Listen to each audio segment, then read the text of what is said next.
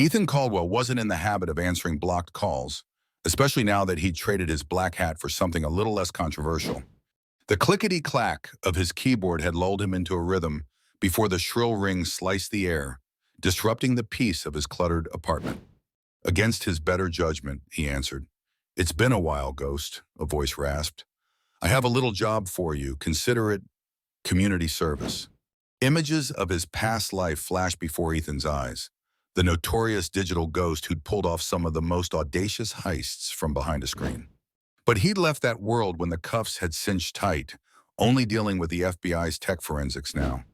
"I don't do that anymore," Ethan stated, voice steely. "Ah, but you still can, and you will." The voice laid out the blackmail like a gambler unveils a royal flush.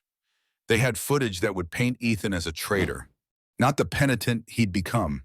So there he was, reluctantly drafted into their audacious plan to breach Global Trust Bank's supposedly impenetrable vault. The heist started smoothly, a blur of high-tech sabotage and encrypted subterfuge. But then alarms screamed and security gates slammed shut. The team had betrayed him, and when Ethan tried to pivot their escape, he realized they'd tampered with the exit codes. No longer just the heist's mastermind, Ethan was now its scapegoat. But panic wasn't in his DNA.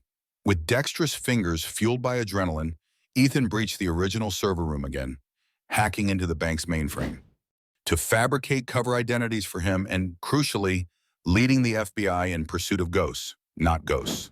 As he raced for the underground tunnels, Ethan decoded Cicada Black's software, the deeper conspiracy using him as a pawn.